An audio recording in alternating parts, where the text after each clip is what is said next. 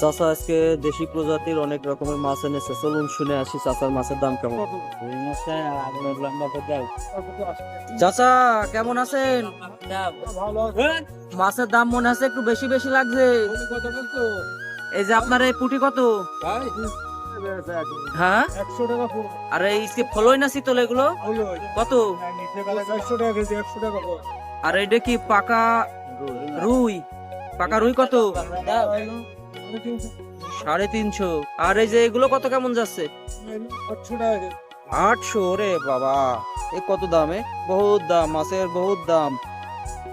দেশি মাছের দাম অনেক।